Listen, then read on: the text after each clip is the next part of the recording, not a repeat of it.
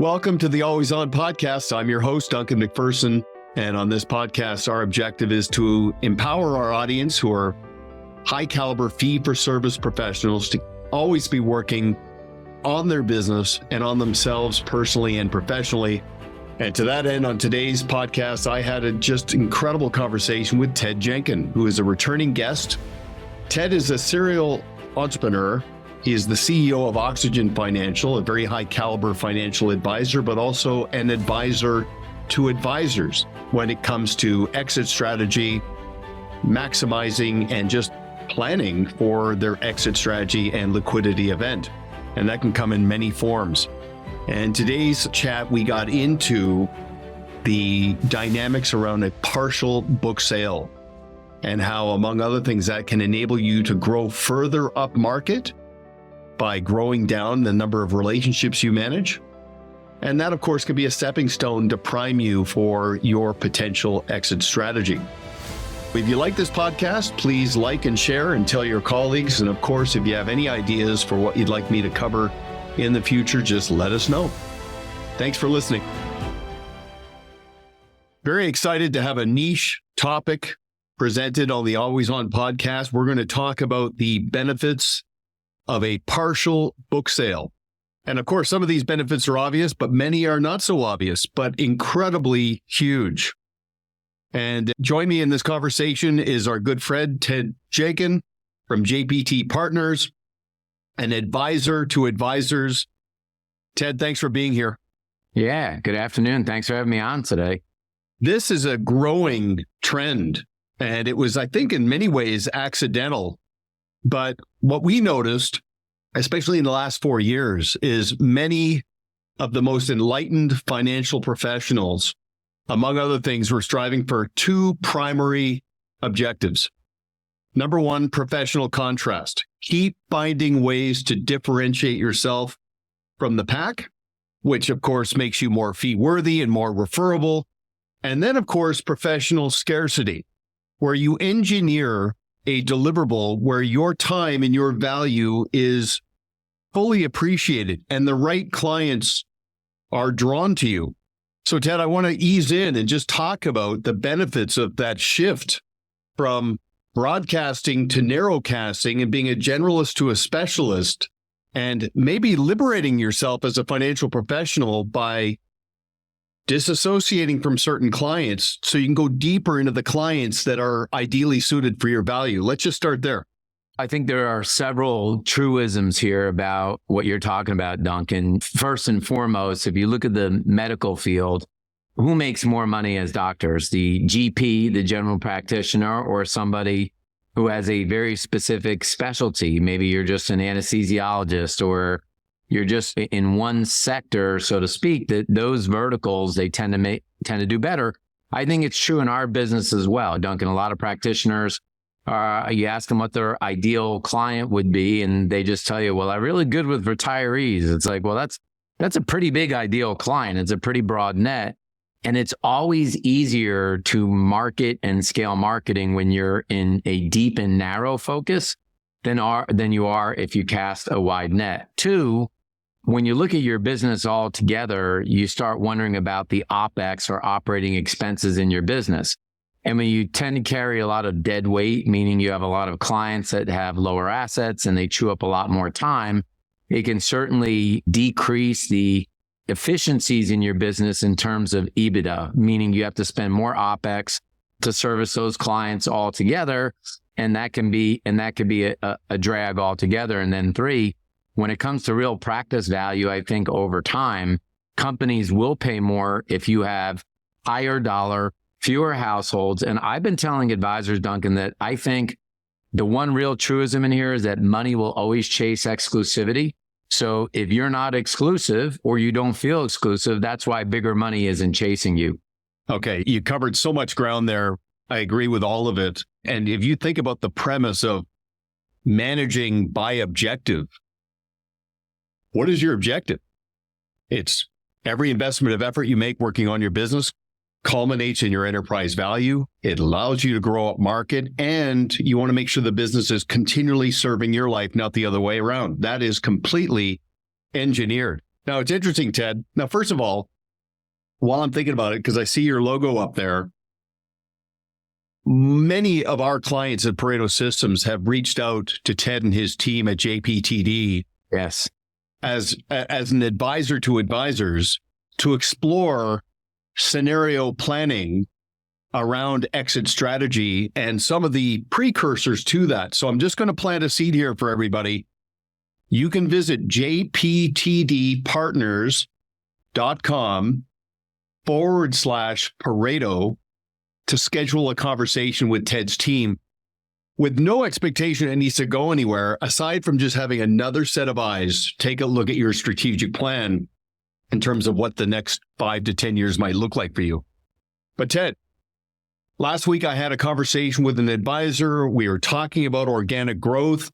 I happened to mention this concept of sustainability based on the current track and plateau avoidance. In other words, I said to the advisor, is your current growth model sustainable, or are you on a collision course with a plateau? Very interesting conversation. Here's what it revealed.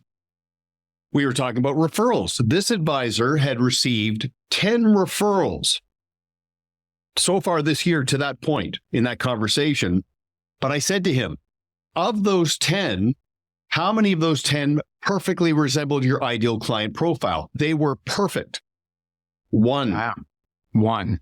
And I said to the advisor, you're referable, but because of the absence of exclusivity, because you're trying to be all things to all people, even unknowingly, your clients don't know who you're suited for. And you're referable, but the quality is not in sync with the quantity. So we want to address that. Now, I want to make a very important point here, because the partial book sale, in my view, when I think back to the conversations I had with advisors that brought this up, originally, it was a primer to an exit. So if an advisor said, okay, I'm going to exit in 5 years, I want to do it right, I think what I should do now is just streamline, go from 200 clients down to 50, basically get into this work optional lifestyle mentality, restore some liberation and order to my life, just calm things down as I ease into the sunset. And what came out of that, the unintended positive consequence, was this exclusive club, where all of a sudden some of his best clients who made the cut, so to speak, started saying to these advisors, hey, you got to do me a favor. You got to talk to my buddy who's getting ready to sell his business. You got to talk to my business partner who just came into some money, or whatever the case may be. It rejuvenated the advisor's relevance to the right people, but also their fulfillment. A lot of the grind went away, and it just became a rejuvenated experience. So I'd love your insight on that, and then I'd like to drill into some of those realities. Yeah, I would share with all advisors that time is actually not money. Time is time. And I say it that way, Duncan, because you have a certain amount of hours in the week. And I hear so many advisors begrudgingly say, oh, I've got to do 20 appointments this week and so forth and so on. And the truth is you don't. And when advisors pull out their decile or their quintile reports, or looking at the Pareto of 80-20 in the practice, even if it's not 80-20, it may be where 30% of the book produces 90% of the revenue. So it may not quite be 80-20. It could be that 30% produce 90%. Then you have to ask yourself, time is time. So why bother having that other 70%? If there are a few gems in there for center of influences, or they fit the future ideal clients, I get it. Otherwise, this is where the notion of a partial book sale makes sense. It's you're walking to school, you have 8 mathematics books in your knapsack, you can't walk so fast. And if you want to walk faster and stay more upright and do better, you've got to unload some of those mathematics books out of your knapsack. And to do that, it gives more confidence to your staff, the clients who may not be referring you because they realize that you're everything to everybody and not really for the somebodies that have the money. And those are the clients that you like anyway. And this is what you might be thinking about to get you in a feel of what a transaction looks like. But time is always time. It's not money. You know what's funny about that? I started to notice things when advisors were switching firms. And some advisors would say, I'm just hoping that 80 to 100% of my business will follow me. And I'm like, no, you do this right, 100 to 120%. But when we started by focusing on who they were suited for, who their ideal client was based on complex needs now and in the future, values and goals-based planning, like aspirations for the future, you'd ultimately land on this group of clients who would not be invited to follow. So an advisor with 150 clients, whatever their AUM was, would switch firms. And after the dust settled, they'd have fewer clients. But in the positioning with the clients who followed, once they were on the other side of the transition, the advisors start saying that one of the reasons why we made this transition after extensive due diligence, our former environment was fine at the time, but we realized that our clients' needs were becoming much more complex. And we needed to be in an environment where I could be in business for myself, not by myself, but for myself, to go deeper into those client needs. That enabled them to grow up market just by right-sizing through the transition. Now, Ted, you've seen it all, because I know the heart and soul of JPTD is to help advisors maximize their liquidity event, their exit strategy, but there are some advisors that want to ease into that direction. But there are some advisors who will automate for the 80% who generate 20% of the business. There were some advisors who will allocate those clients to a protege advisor so the lead can go and spend more time with the 20%. But then there are some advisors, of course, who will in fact disassociate. They reconciled the fact that I'm doing a big group of my clients a disservice by keeping them. They can be in a better situation. So I'm going to position it that way. Share some insights on what the art and science of the partial book sale looks like from your perspective. Yeah, what's interesting in our business is that probably 2 years ago, we got thrown a small curveball. And the curveball is that we were only sell-side representation. And all of a sudden, we had a whole bunch of advisors that we met at conferences or other places that said, I'm probably not going to sell my business for 10 years, but I'm actually an acquirer. Could you help me find books of business for sale? And it wasn't traditionally what we did, but most of those advisors that are acquiring want books of business that are sub 100 million, which in fact is right dead center of what a partial book sale is. And these are advisors that are probably more inclined to work these accounts because they're either younger or they're in growth mode, or those clients might fit better with the ideal client that's in their overall client base.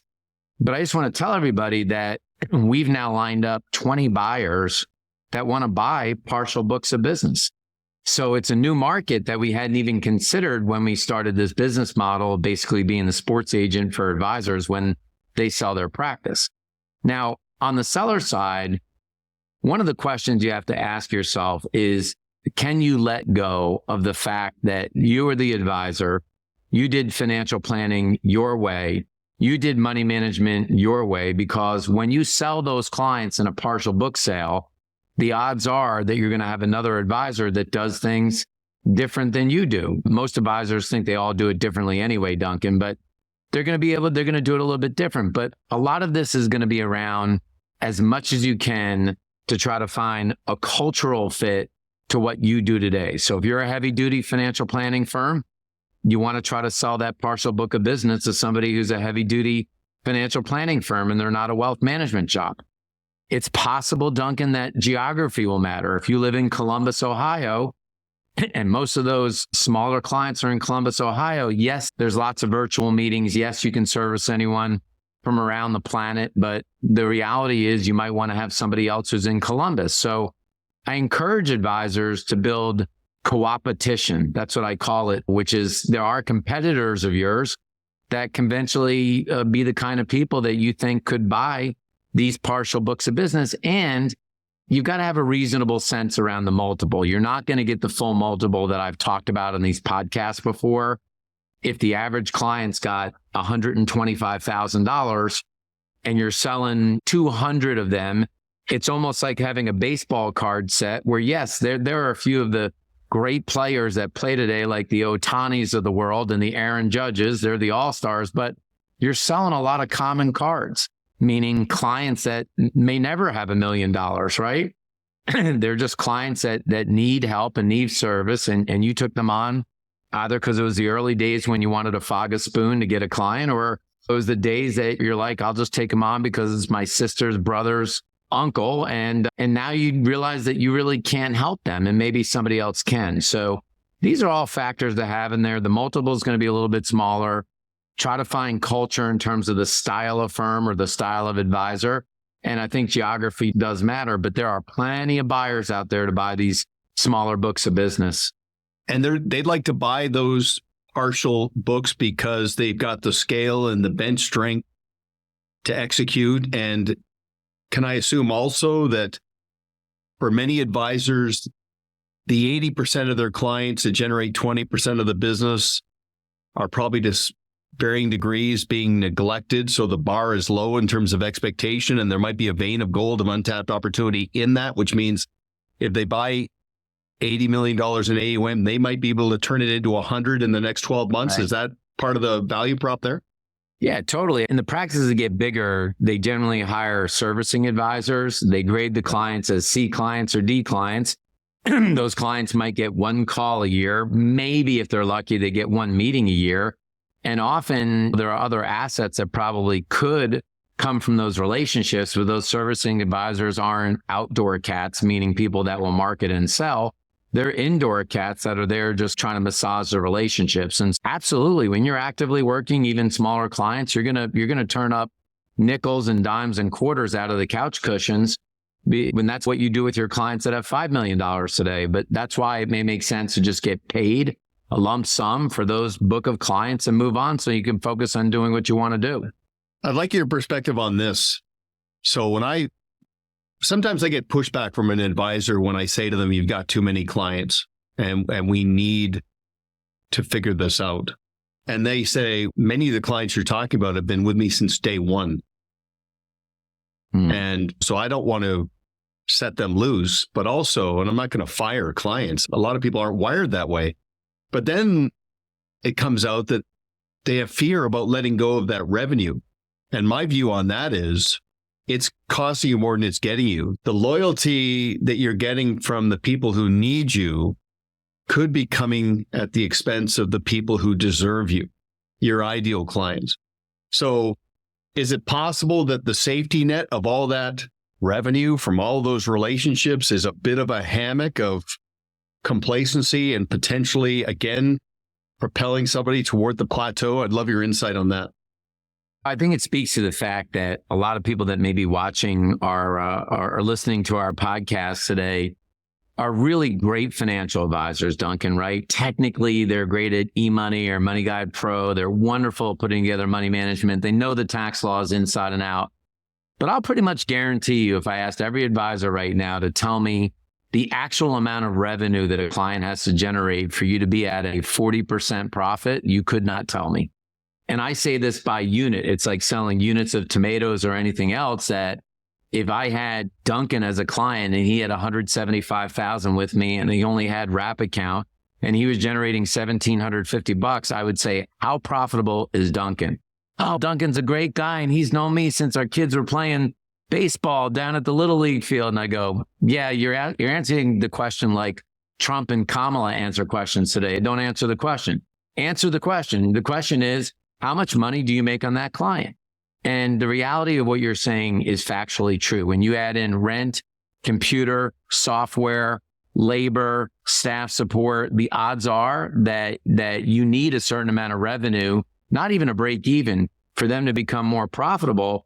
And you're probably losing money. Except the problem is, because most advisors aren't business people, they don't know that answer. And once you do, you might change your viewpoint. Now, I'll tell you one other thing in here, and I know that I probably piss some advisors off sometimes, but I'm going to say it anyway.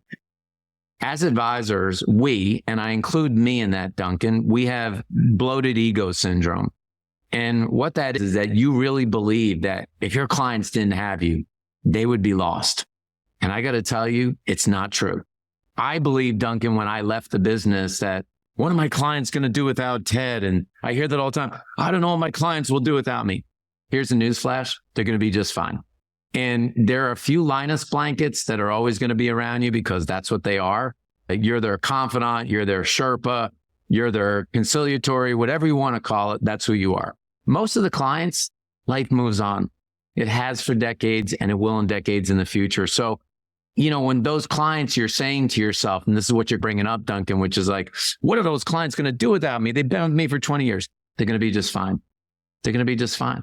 And I know it's hard because we all have egos, but I learned it myself. I thought, what are clients going to do without me, Duncan? You know what? Every once in a while, someone calls me up for lunch or we get a cocktail. It's nice to hug and see each other. Otherwise, they're not at home going, oh gosh, Ted Jenkin's not managing my money anymore. What's going to happen? Our lives are ruined. Said nobody ever, Duncan. So I'm just saying that because advisors have to get past that. Okay. Well, no, I hear you. And okay, so advisors got the spectrum of clients. 80% who do 20% of the business over here. Yep. 20% who do 80% of the business over here. And maybe there's an 80-20 on the 20. That happens, Yep. right? Where some Fair. advisors have 15 clients that represent 40% of their business. Okay. Recently, I've been saying to advisors, okay, so here's the scenario.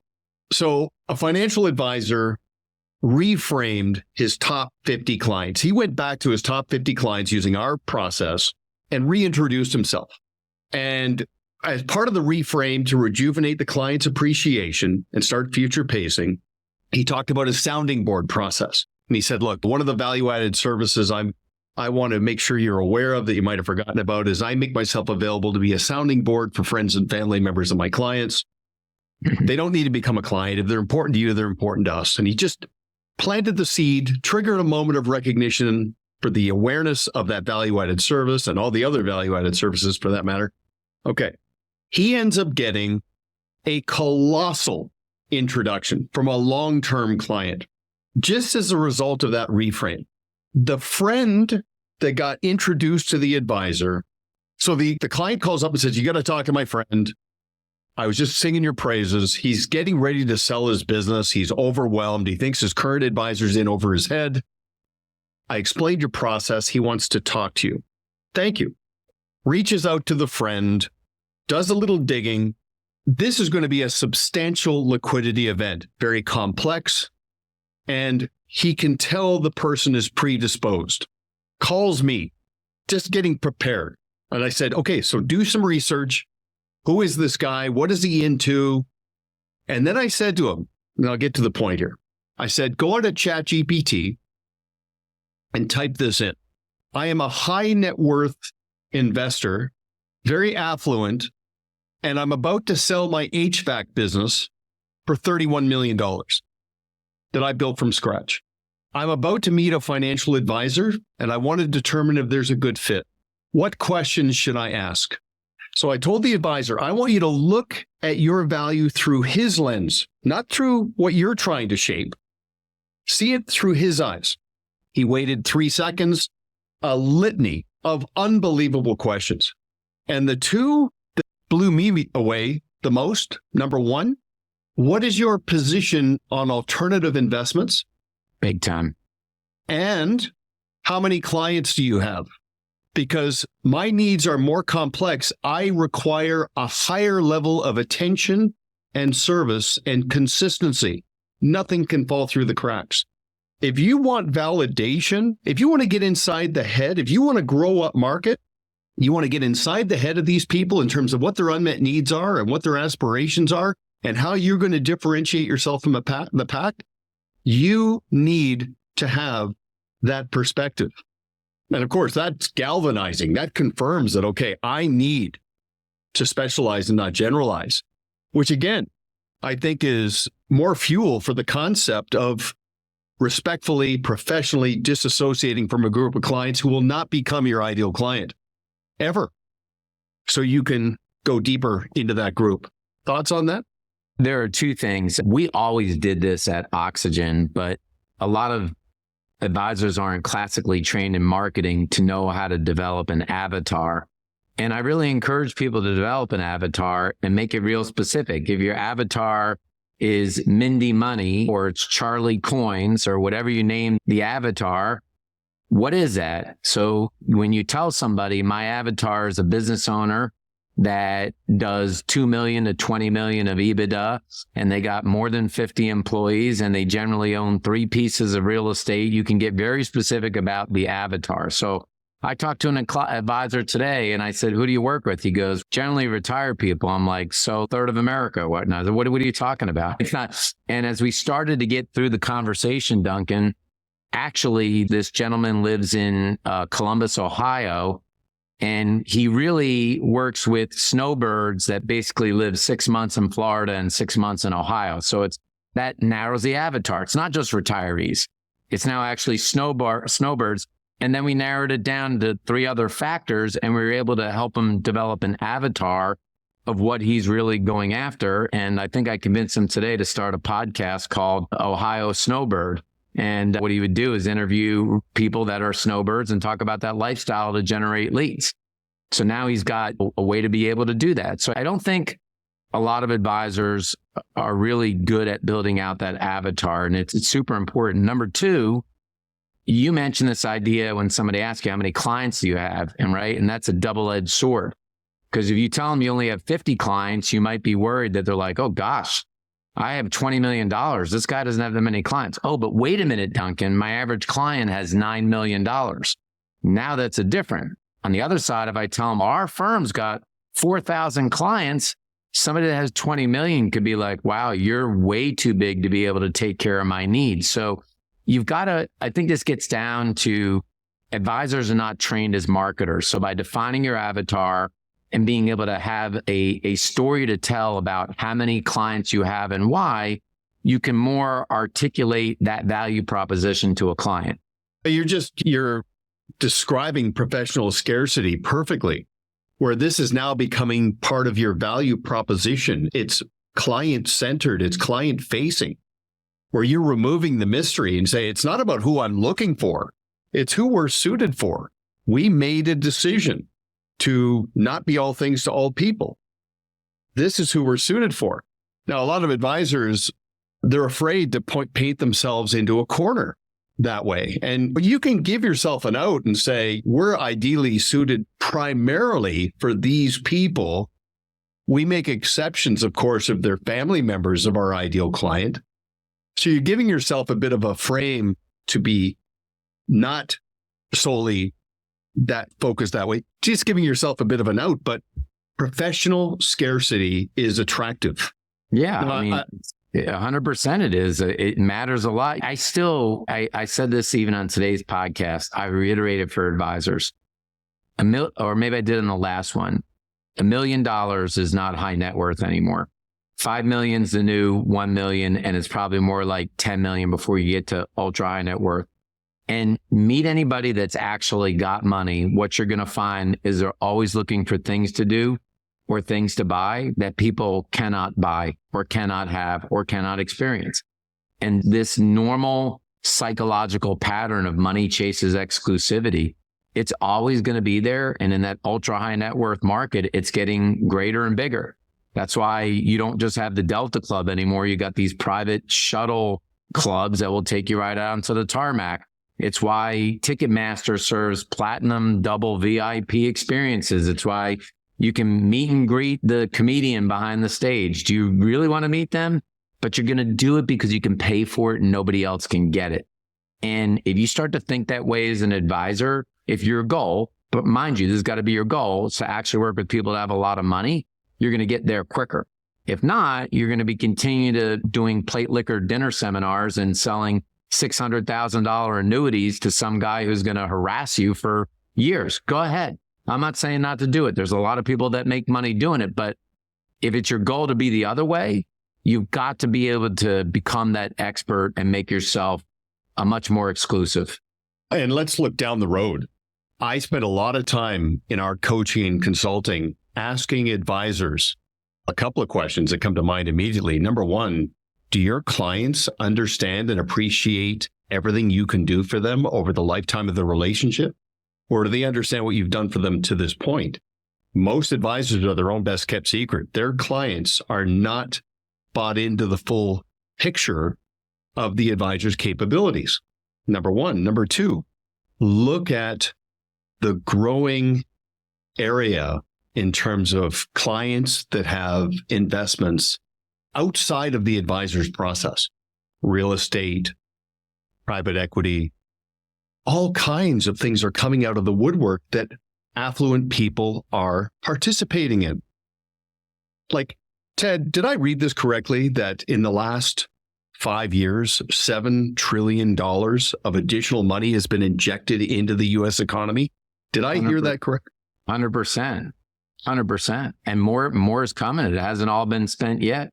And where's all that going? Obviously, the stock market, all-time highs.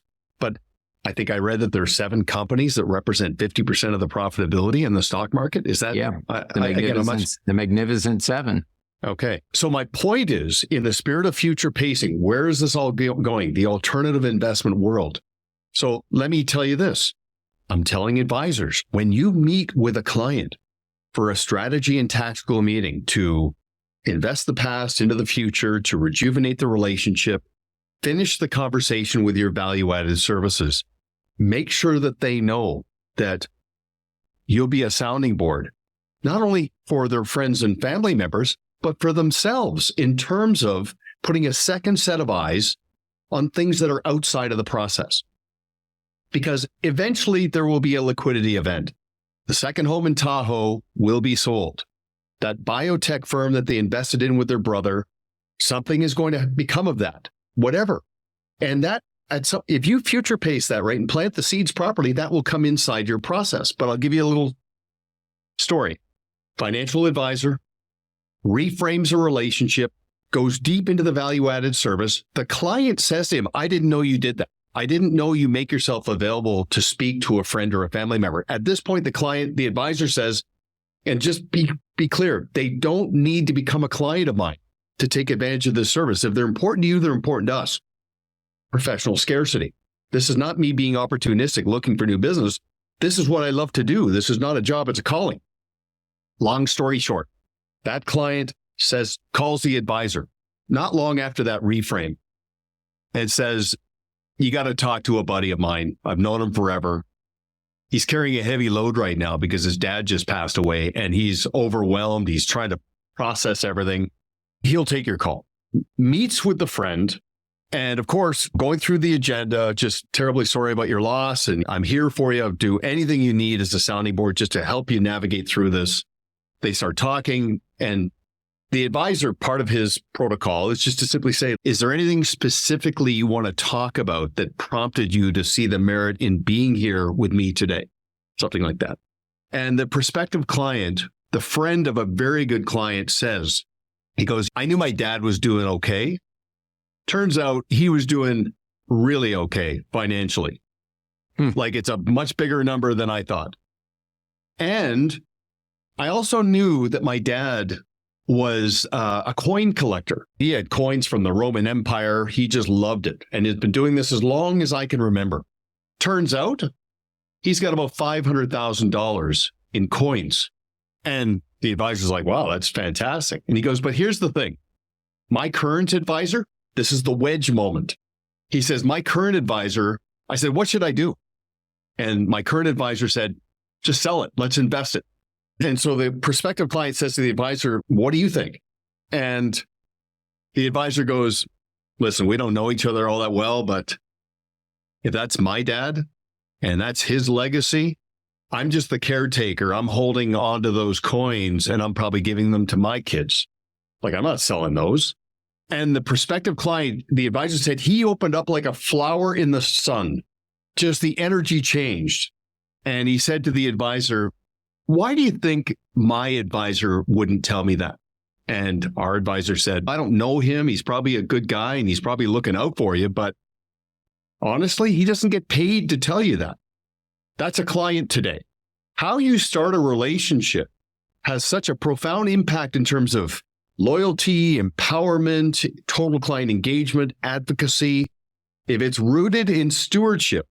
But here's the thing. That advisor wouldn't probably be as predisposed to that position had he had hundreds of clients and firefighting and dealing with issues and reacting, his business is streamlined. It runs like a Swiss watch, and he can be fully engaged and present with the ideal people. Now, Ted, what's the feedback going to be like from that now client to the rainmaker who made the introduction? What does that look like? Long story short, and I don't think Ted could either, overstate the benefits around liberation order, growing up market, rejuvenation of fulfillment from narrowcasting and disassociating from a group of clients that are just not a good fit, and doing it respectfully, doing it professionally. So, Ted, I'd love your 2 cents on that. Look, everybody who's listening to this, I just want you to think about what's happening in major media today. And I'm just going to give you a broad example of this. It's not quite as narrow as we're talking about here today, but the number 1 and number 2 rated cable stations or TV stations are Fox and MSNBC. And what's interesting is that in media today, Switzerland doesn't work.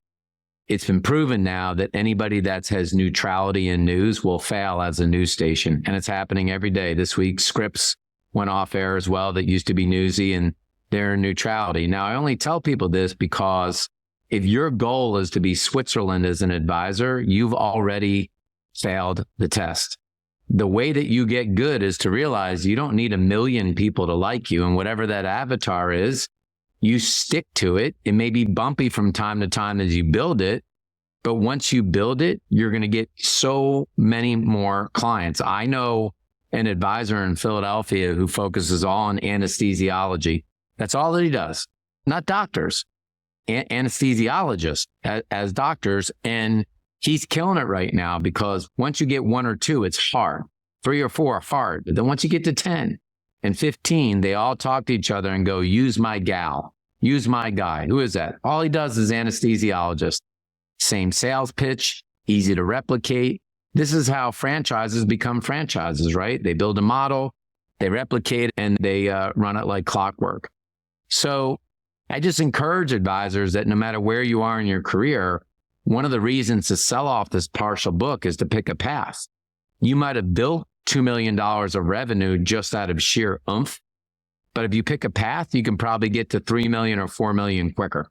And taking the high road, respectfully disassociating, means you position it properly for the people that you are letting go of. It's just not a good fit, and you have to give yourself permission. You're allowed to grow and evolve. If that's done properly, it will be amicable. But then again, the second addressable audience is the people you're keeping. When you go back to them and say, I've had this profound eureka moment, I'm not going to try to be all things to all people. We're growing our business from 200 clients down to 50. So we get out in front of our clients' evolving needs who are more complex. You've activated professional scarcity and you will grow up market as a result. So you can have it all. So Ted, your process and protocol, do you want to give just a high level sort of schematic of what it looks like for somebody to decouple from that group of clients? Like Duncan mentioned in the beginning, there's 2 ways to think about this. You may want to sell a minority stake in your practice overall, which could include some of that. Or you may be saying, look, I have 100 clients that I want to sell. How would you do that today? You might find somebody in your broker dealer, somebody who's in the same building that you're in, or worse of all, you try to list it on Succession Link or FP Transitions. Fine organizations, but not going to get the deal done. What you want is you want to deal on having premeditated buyers, meaning that they know what the multiple is going to be. They know what the structure is going to be, and they're just ready to go. And now you're just trying to feel out cultural fit. So if you go to that jptdpartners.com/Pareto and you put that in, we can talk to you. This could be you want to sell your whole book in a sell and say or sell and go. But for those of you that are considering taking the strategy that Duncan talked about today, we can help you find partners that would be interested in buying those partial sets of business. And we can help facilitate that transaction. And this may be able to help you get more efficient, create increased operating income, or just get you on a path to grow your practice faster the way that you want to versus being dragged down from what you don't want to serve. I don't mean to oversimplify that, but I did say yesterday at a presentation for a small group of pretty substantial advisors, One advisor was complaining about hassle factor. And I just said, you cannot do $50 an hour activities and expect to get paid $500. You just can't. You're majoring in 100%. minor things. I said, I know you're a good guy. You try hard, you care, but you've earned the right to grow up market. The key is just to position this professionally and again, take that high road. And again, would you agree that this could be a good primer for somebody in advance of the full exit strategy, just to test the waters? I think it'll get you used to what a transaction looks like. What does it look like legally? What do you have to prepare? It may help you get prepared down the road, knowing what you'd have to prepare to make this kind of transaction. I may even encourage advisors that if you're unwilling to let go of all the clients, figure out what the minimum amount of money you need at a 40% margin is per client, and go back next year and tell people, however you pay me, regular flat fee, AUM increase, whatever it is, if we don't make at least $4,000 a year, I want to work with you, but I can't afford to work with you. I'm actually paying for you to be with me. And at least as a start, because otherwise you're going to feel emotionally tied to that couple that you took on in 1997 when you had no money, and they're great people and you were at their kitchen table when you travel to people's homes, and you just lose money on them every single year, but you feel bad because they've been with you forever. And that's the part, as I mentioned today, that you just have to get over. They're going to be fine. They may even wonder why you're keeping hold of them. Believe it or not, there are a lot of clients that are like, when you refer them to a junior in your practice and you keep them, you feel bad enough. And often they say, we were wondering how long you were going to take care of us. We know that you've gotten bigger and the practice is much bigger than when we started. They get it. People aren't stupid. They understand it. It's just you getting out of your own head trash to be able to get there and make this happen. Well, there are many firms, advisors who have created a brand within a brand where they've created a protege who's adopted the process. And so the lead advisor C client became that advisor's A client. Yeah. Win, everybody benefits. But I will tell you, don't wait until you're forced to do this. I'm spending so much time on AI right now. I went down a rabbit hole yesterday, Ted, on YouTube at all the videos that are saying AI will make financial advisors extinct. It's unbelievable. And I think some of your clients are watching these videos. And I don't believe that, by the way, because I think technology is going to just create this vacuum of unmet needs around high touch, the bedside manner. But just the writing's on the wall. Here's another one. How many times has an advisor engaged with us, and what tipped him over was this phone call where the advisor calls us up and we say, why are you thinking about hiring us? And they say, I just lost a huge client. And I'm like, okay, let me guess, you never saw that coming. No, everything was fine. Last time we met, it was fantastic. We had a great call a couple of months ago, and all of a sudden he's gone. And I said, well, call him. Ask him why he left. Some liquidity event occurred and somebody chirped in that client's ear, you've outgrown your advisor. An accountant, an attorney, a friend, a business consultant, somebody got inside his head and said, that advisor served you well to this point, but now you've outgrown them. And the advisor calls up the departed client and says, I respect your decision. I just want this to serve me going forward. Why did you leave? And sure enough, the client says, well, you've been great for us, but I had a massive liquidity event and I just felt it was time for a change. That's loyalty fatigue right there. That's somebody losing perspective on the big picture and where it's going. And then the second question, what did your new advisor present to you and propose that prompted you to see the merit in making the change? And sure enough, that departed client says part of his value prop is he's got 50 clients. You've got 250. And then they say, plus they've got this more all-encompassing approach. They do this, they do this, they do this. Every single thing they list off, the former advisor could have done. But because they drifted into this pattern of becoming their own best-kept secret, they became the proverbial iceberg. All that under the surface was completely ignored or trivialized. All they focused on was what they saw. So get out in front of this, liberate yourself, grow up market, grow down, talk to Ted and the crew, jptdpartners.com/Pareto. I have nothing but positive feedback from the Pareto clients that have engaged with you and pursued this. So kudos to you guys. And I just want to say thanks for your time. Any closing comments? My only closing comment off the last thing that you said, and maybe we'll do this in another podcast, is that we built out an extended M&A firm for advisors on all other kinds of businesses. So one thing advisors don't have is you don't have your own M&A firm. But if your clients are selling, like Duncan mentioned today, a $31 million HVAC company, or they're going to market with a roofing company, or they're a veterinarian, we can represent those clients for you and go sell their businesses. And by the way, you can sit shotgun on every appointment and be ready to have the boomerang of that money end up back in your account versus a wirehouse or a bank by having us act as the extended M&A firm. Duncan mentioned where trends are in the industry. And Duncan, I've always been a trend guy. I believe that my next career here, post-financial advisor, is I'm going to be, everyone who's listening to this podcast or watching, let me be your extended M&A firm.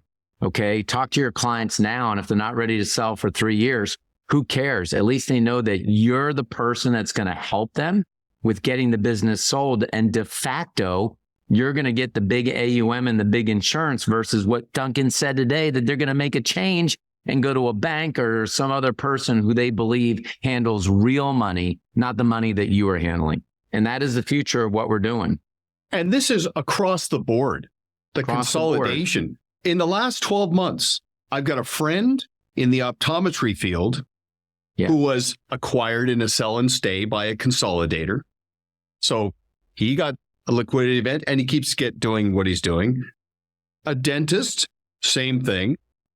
Owner of a cosmetic, Botox and all that stuff. Yeah, med spas. They're medical med spas. Med spas, well said. They're going through the same thing in terms of a sell and stay. So some of your favorite clients are being acquired in a sell and stay.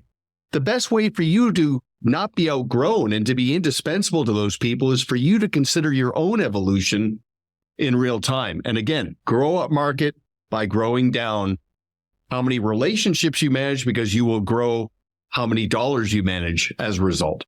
Big time. Excellent chat, Ted. Thanks very much. jptdpartners.com/Pareto. Ted is an essential follow on LinkedIn, and we'll have you back soon. Thank you very much. Yeah. Thanks, Duncan. Thank you for listening to Always On with Duncan MacPherson, where our objective is to enable professionals to always be working on their business and on themselves. Want to learn more about Duncan and his team? Visit ParetoSystems.com. Don't forget to click the follow button below to be notified when new episodes become available. The information covered and posted represents the views and opinions of the hosts and/or guests, and does not necessarily represent the views or opinions of Pareto Systems. The content has been made available for informational and educational purposes only.